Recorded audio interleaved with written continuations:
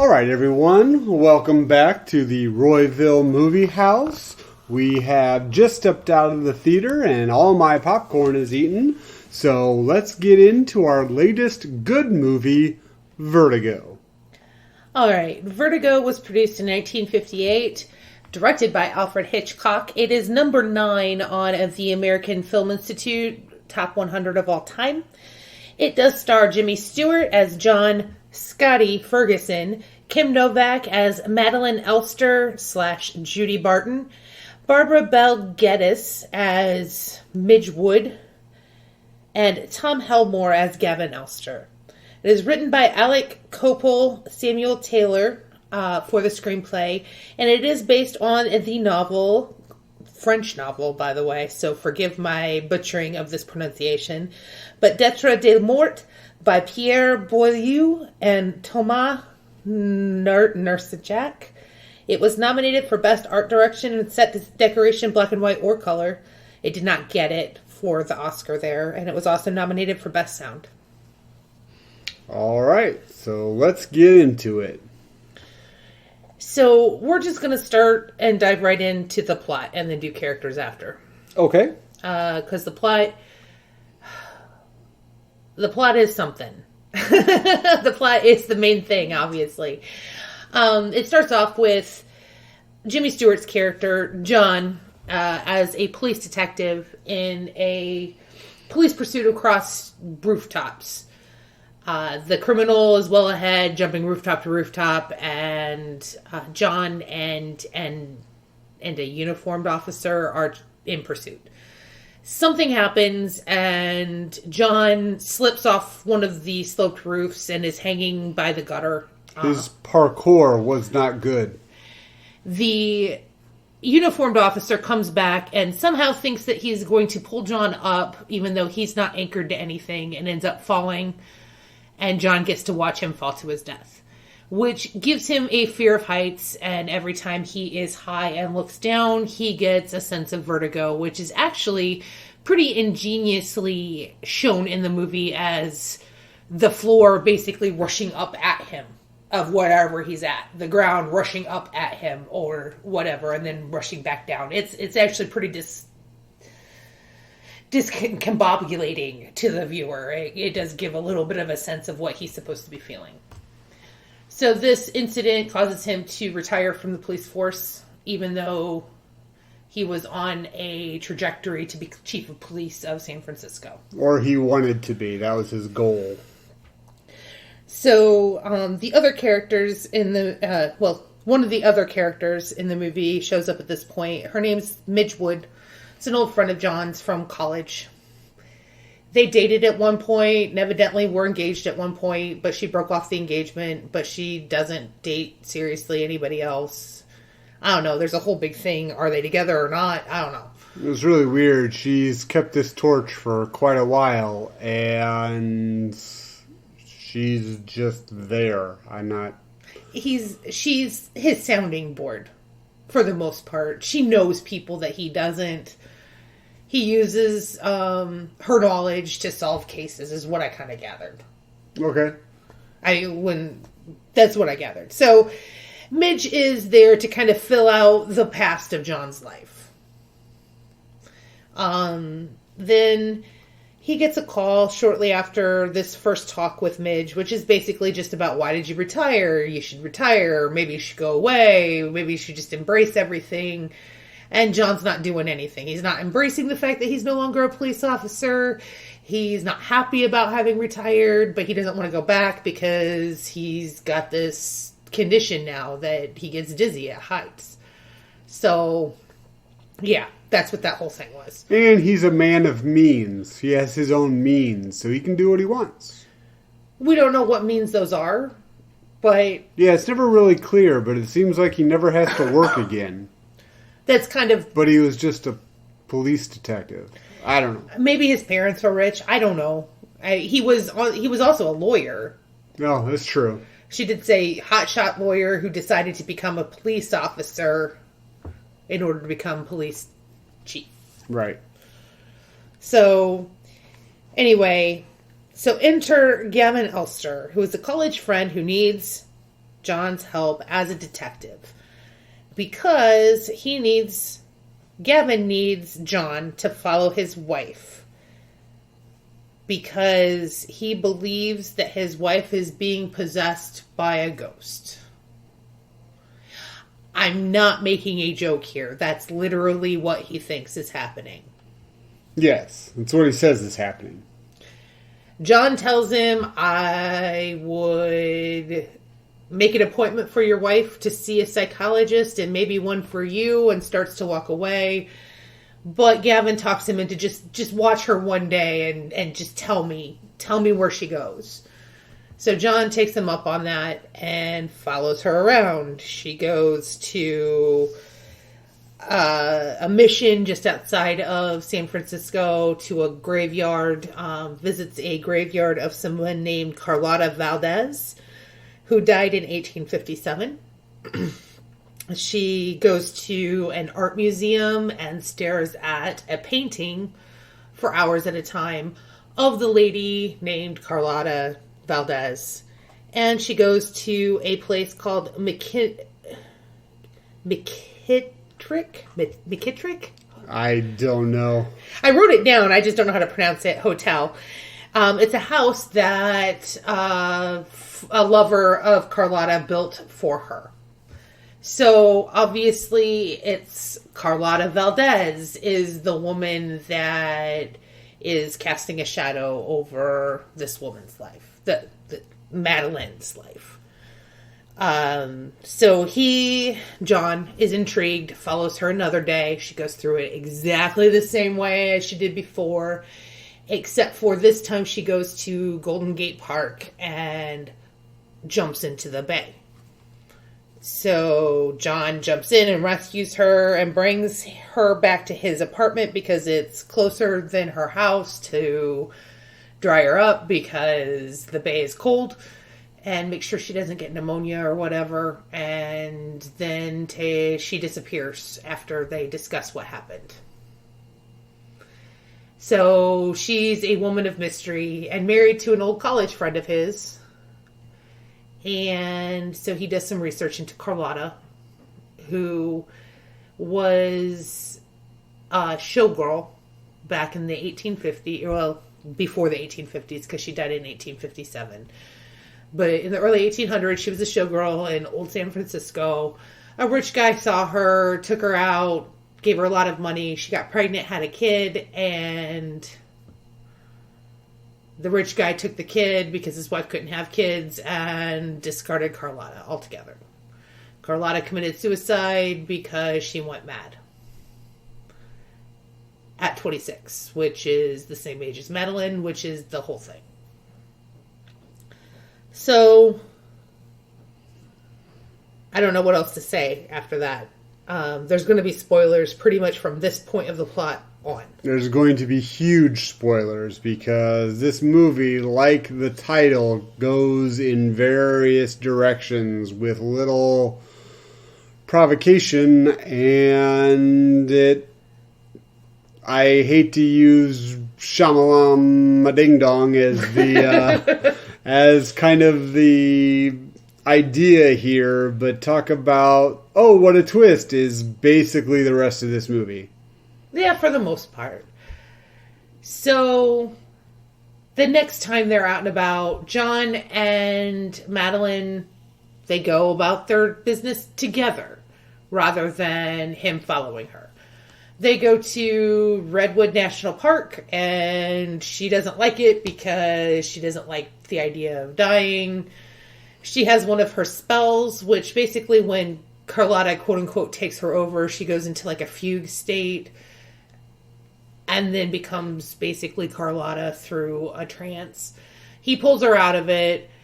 They end up kissing, even though she's married to an old friend of his.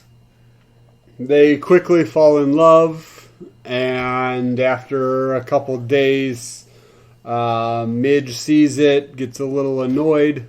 However, not enough to not still care for John. And then there's basically kind of this back and forth where he's trying to help Madeline until they get to a pivotal scene where he takes her to an old mission where he's basically trying to convince her that she knows of this mission just because Madeline has been there before, not because Carlotta was there. But it turns out that she needs to go into the church. Has to. And he realizes too late after she runs off that there's a tower there. So he goes chasing after her. And turns out, of course, she's climbing up the tower. And this is where his fear of heights comes back. Because he's chasing her up the stairs and can't make the last flight. And the next thing you know, she's jumped out the window. And is broken on a roof that's like 10 feet below them. And dies. So there's a court case with him being exonerated of any crime because of his agoraphobia. And his buddy from college says, hey man, I get it. It's cool. I'm just going to leave with all this loot now. I mean, all this money that I have because I am the sole surviving person related to her family. And her family is shipbuilders, so they're actually fairly rich. Yeah, so he totally says, hey John, if you have anything before I leave, it's cool, but I'm out. I'm leaving town. So, and at the time, did not think that was sketchy at all. I know. But anyway, that's neither here nor there. Well, it is, but you'll soon find out. Anyway, next thing, the next part of the plot is John is hospitalized for melancholy, severe depression. Yeah, he's got some post-traumatic stress based off of everything that's just happened because, you know, he loved her. She died. She died because he couldn't get to her because of his vertigo. So he's basically, they kind of make me think that he's kind of gone catatonic for a while. Yes, Midge visits him and brings some music therapy stuff and talks to him, but he doesn't talk to her. He doesn't shake out of it. And the last we see of Midge is her talking to his doctor saying, well, there's one thing you don't know, is he was in love with her, and he still is. And she just walks away. And all I just kept thinking is, poor Midge. Like, she totally did not deserve any of this. Like, she was just tossed to the side without even a second thought. Right. But you can't help who you fall in love with. I get it. But it still sucks. So, poor Midge. Poor Midge. But he comes out of his catatonic state and moves back to San Francisco. He's still in his apartment. And he's wandering around the city, and he thinks he sees her everywhere. They go to Ernie's, which is the restaurant that he first saw her at. He goes to the museum where the painting was. He goes to the mission. He goes everywhere. And he sees her, but then you realize, basically, as that person comes closer to him or whatever, it's someone totally different. Right. It's a blonde who happens to be wearing a gray suit that looks similar to the one that she wore or whatever. Until one day he's outside of the florist that he first started trailing her, Madeline at. And he actually sees someone who doesn't appear to be changing. Like, it's not his imagination that she looks like Madeline. And he follows her back to her hotel, her residence. She lives at like a boarding house / hotel. Gets there, and this is Judy Barton, who is also played by Kim Novak. So literally she looks just like Madeline because she's played by the same actress. She has brunette hair and is... Instead of blonde, which Madeline had. Yes. And she's a shop girl. She does her hair different. Yeah, she wears it down. And Madeline always wore it up in a sophisticated knot. And she's a shop girl. Or something to that effect. And has a license that she's from Kansas. And she's lived in San Francisco for 3 years. At the address that she's at. So he asks her a bunch of uncomfortable questions. Which at the time you think, wow, this is really odd that she's being so cool with him and he's being super creepy. Because Madeline in the movie, the actress is 26 or 25, 26. And Madeline is pretty much said that in the movie she died at 26. Well, Jimmy Stewart in real life is 50.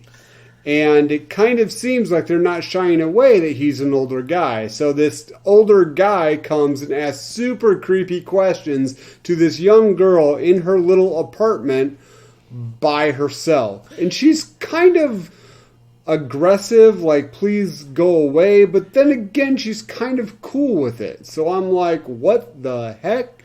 I think that it was played off as she feels sorry for this guy. He said you could leave the door open, and she's like, okay, well, I can yell really loud. It's still creepy, don't get me wrong, but I think that it was supposed to be played off as Judy has some sympathy for the stranger because something's up.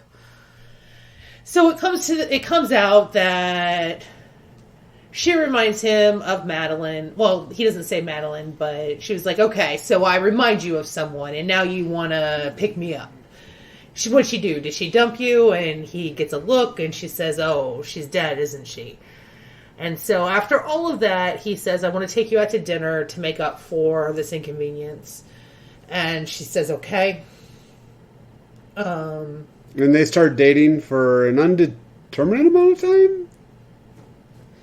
Yeah. It seems to me like it's undeterminate or it's like 2 days. It's one or the other. I don't know. I think it's a couple of weeks, probably a month or two at the most. It's short. And then John, Scotty, starts to have this weird thing that he needs her to look exactly like Madeline. So he takes her to a place where she can get this gray female suit that she can wear that looks exactly like Madeline's, and nothing else is going to be okay. And he's actually kind of rude with not only her, but the people that work there. Like, no, it has to be this one. It has to be this one. And then he goes and he... Okay, go ahead. Sorry. Oh, I was going to move on from that. So if you have anything to say about that. Well, at this point, we skipped a very pivotal part and are telling it out of order. She wrote her note before this point, because we knew that she was... Right, well, yeah, at this point, we know that she was actually Madeline. We don't know how, we don't exactly know why, but... We do. Oh, we do? They showed us that scene? In the note, yeah. Yeah. Okay, it's all at once. So then huge spoiler, this is the movie, what's his name? Gavin actually got this woman to help him in a plot to murder his wife.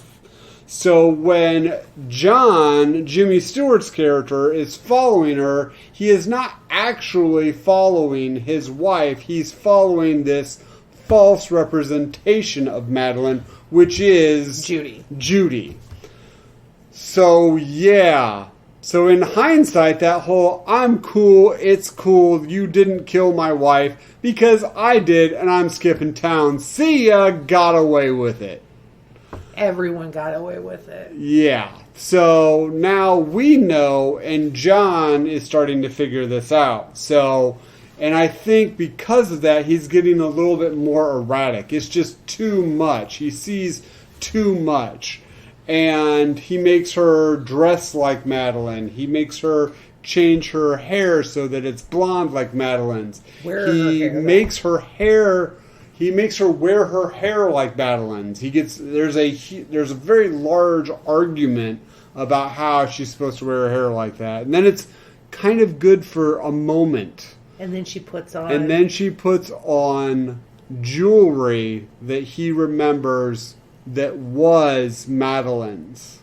And at that point, I think he knows.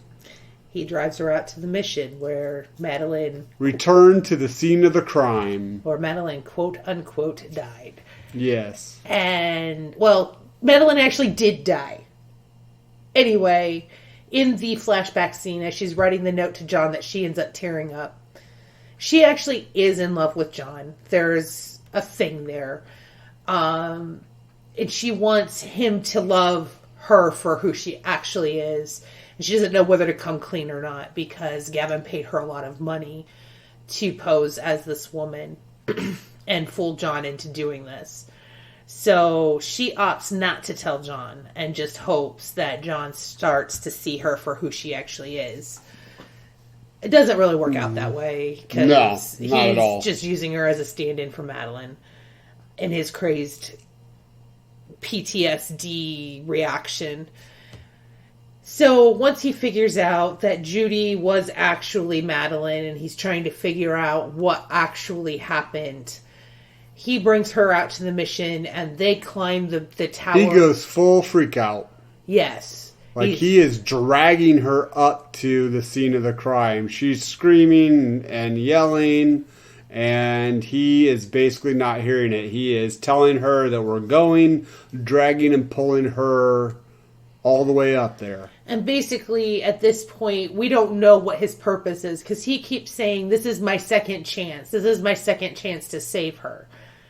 But how is it his second chance to save her when it's likely in this state that he's just going to throw her out the window? Like, I don't... It was a very tense scene. Yeah, it was. They get to the top and he lays it all out for her. So knows exactly, basically kind of reviews the scene that we saw when we were told what actually happened. He kind of goes over it, kind of does a little detective thing and kind of goes over it in his mind, talking to her about it, telling her, okay, this is what happened. Oh, okay, well, you must have been working with him. Okay, this is, and so... Well, basically, the murder scene as it was laid out in the flashback was that Gavin was waiting for her at the top of the tower with his already dead wife that he had broken her neck. And when she got to the top, knowing that John wasn't going to be able to make that last... If he made it to the last flight, he wasn't going to be able to make it to the top of the tower. He knew it wasn't going to happen. Because of his agoraphobia. He throws his wife's body out of the tower wearing the same suit that Judy was wearing as Madeline. And they just stay at the top of the tower until everybody leaves. And then they walk away. Yeah, and they kind of hide out and drive back. Now, in Judy's defense, because this whole thing, I don't care how much money a man pays you, like, to be able to pull this thing off, like, you kind of have to have some deceit in your bones. But... In Judy's defense?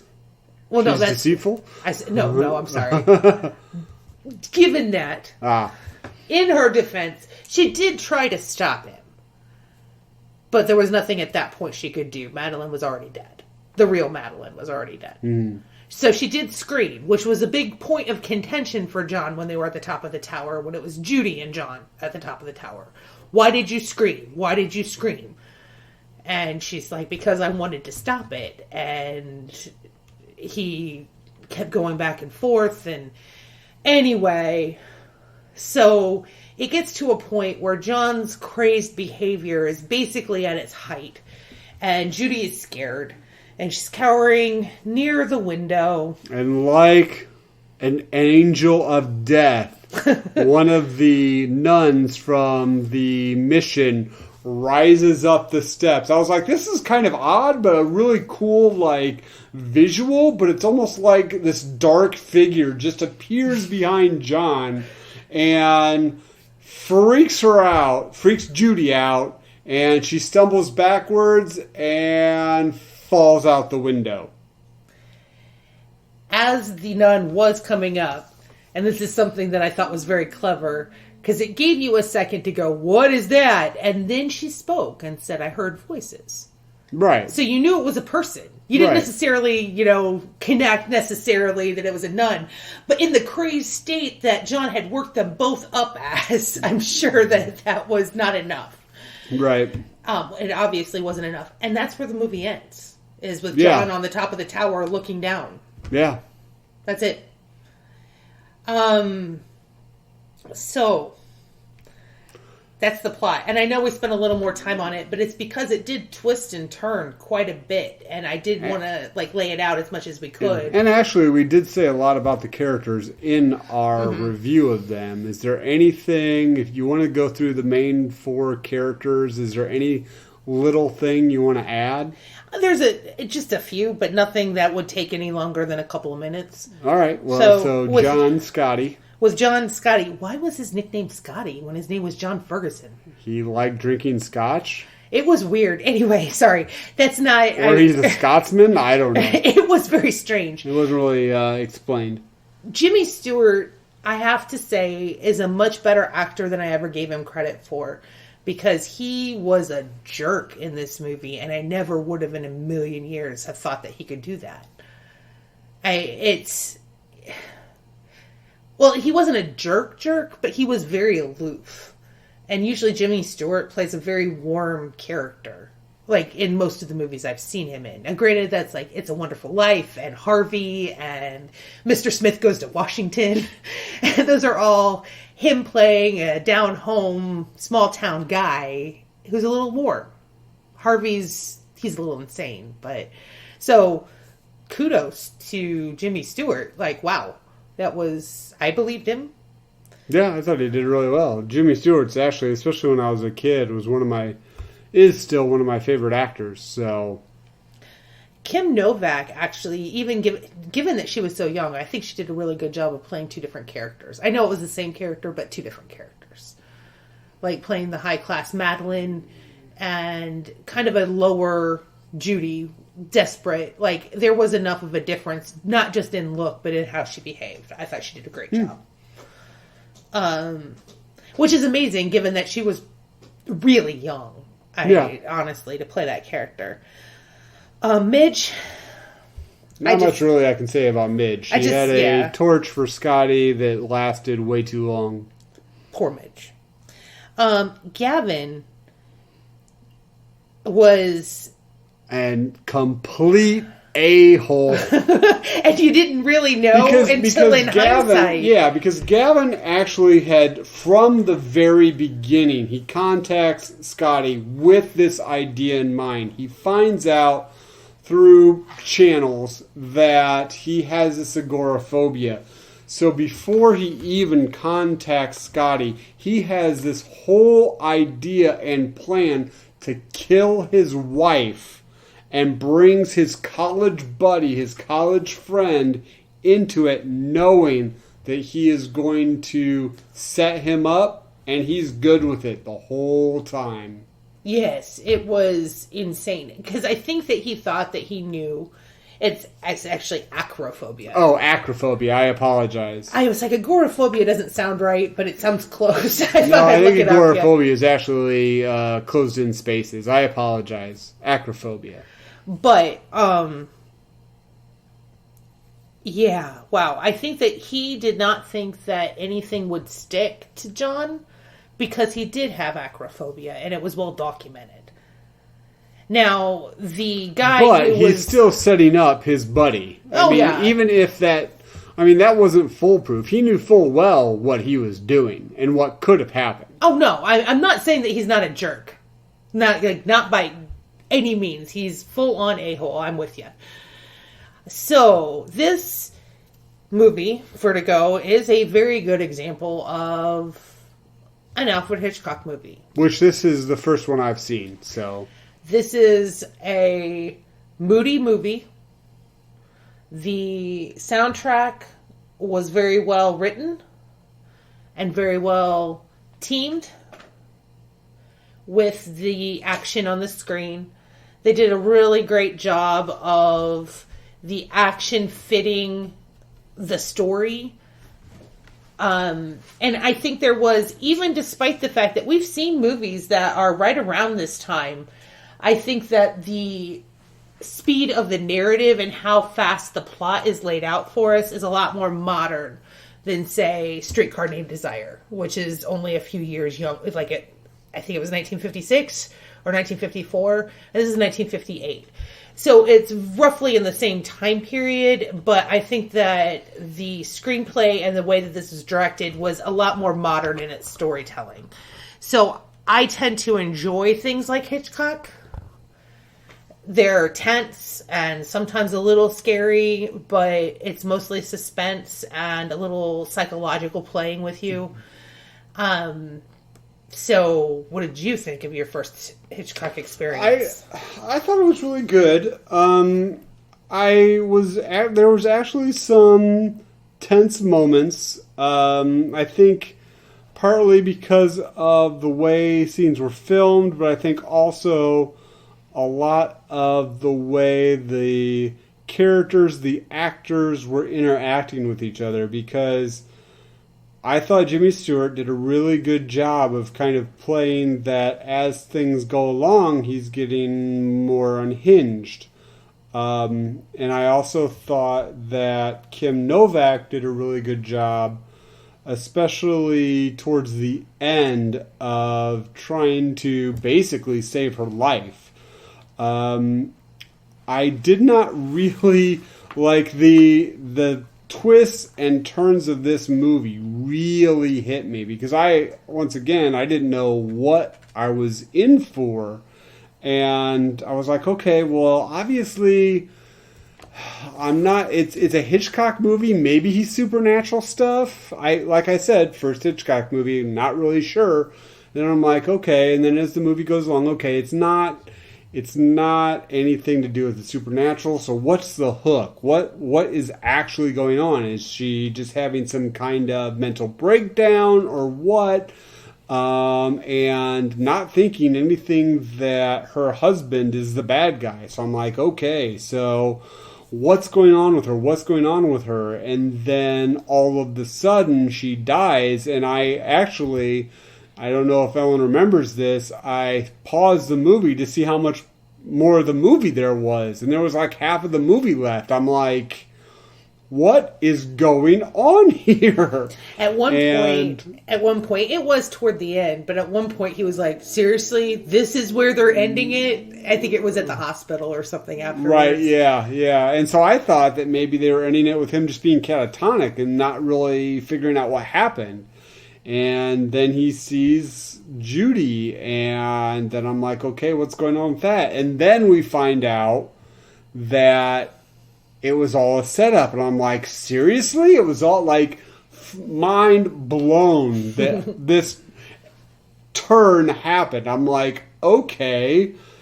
And then it kept going, and then you get to the last scene where she's basically fighting for her life, and he is gone at this point. He is unhinged, trying to basically save himself, save his sanity.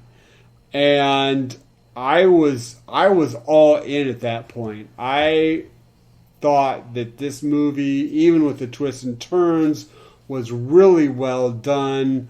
I wanted to see what was going on. I was kind of sad, actually, at the end that it just kind of stopped, because I would have liked to see that. And in a modern movie, I think we would have gotten that last scene, that kind of wrap-up epilogue scene with how Scotty is faring now, so to speak. But it just stops, and you're like left with, how is this resolved? Like, and it's not really resolved, in my opinion. No, not really. It is of a type of movie that doesn't always end with a nice, neat bow on it.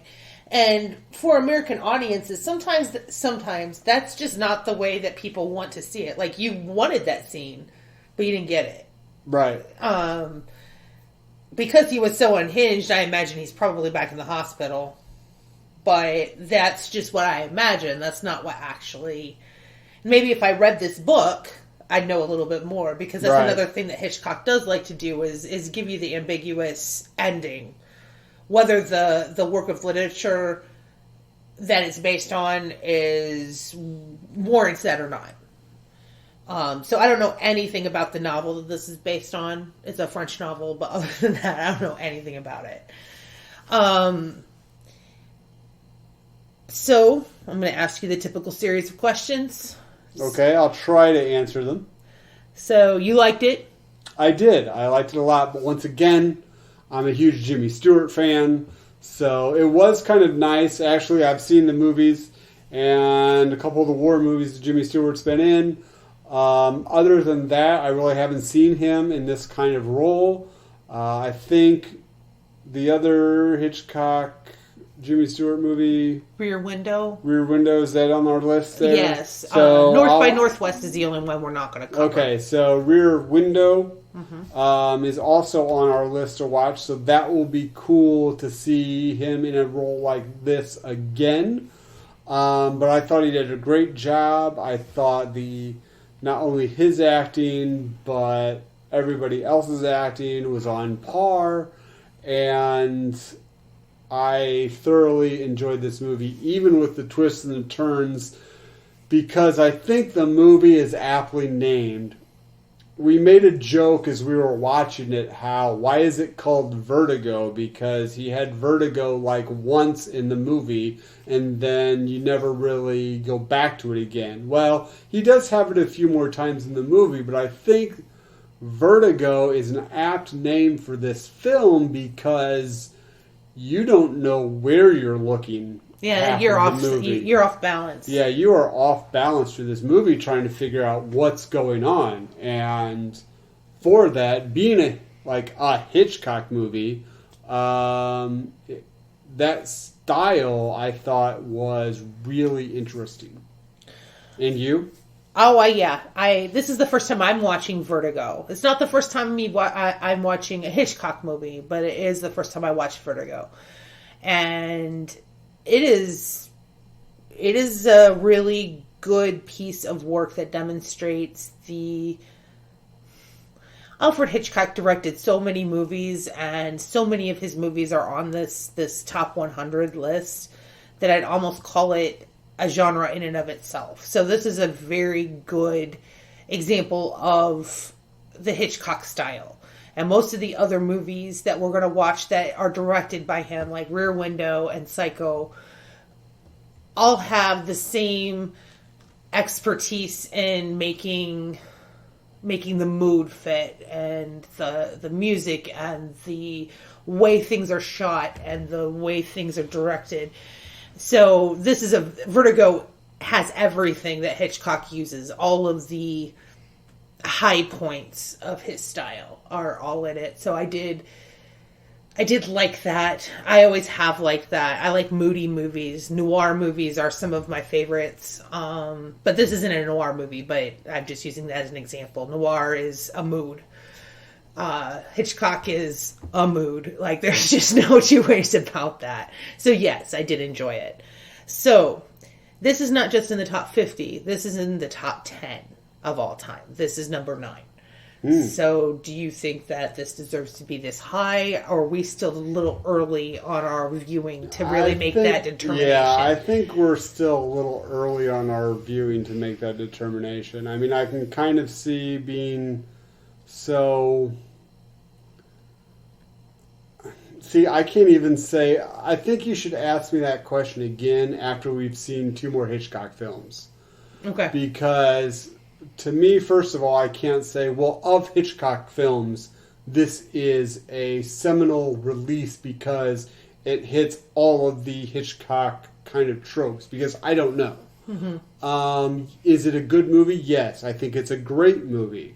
I do believe it should be based off of, I guess, kind of that suspense genre. I believe it should be in the top 50, not 100, if not top 50. However, this is like our 5th review of the best movies of all time, so I think for myself, it's still a little premature. Yeah, we might have to do kind of a follow-up to see what you think after we get through all of them. Yeah. Or even half of them, just to... Right. Once you get your footing. And I must say that I'm kind of biased because I'm a huge Jimmy Stewart fan. If I haven't said that like 5 times already. It's a fair enough thing. I mean, it's a really good performance by him. And it's not his usual, like I said, nice guy performance. He's not a bumbling nice guy. He doesn't do his Jimmy Stewart stutter. Or, I don't know how... There was a couple times that I kind of felt the Jimmy Stewart I don't know, the stammer?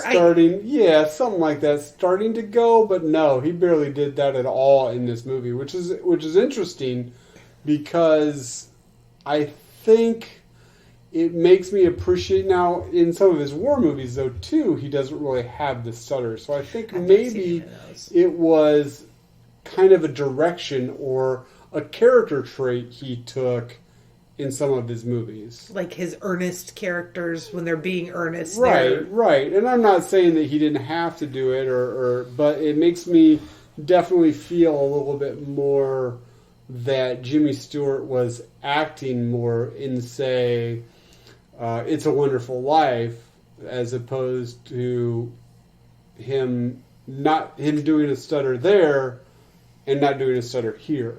So, like, it's affected. It's not part of his normal speech. Now, he might have it, but it's not as exaggerated as it was in, like, one of those movies. Yes. Okay. Yeah, I can see that.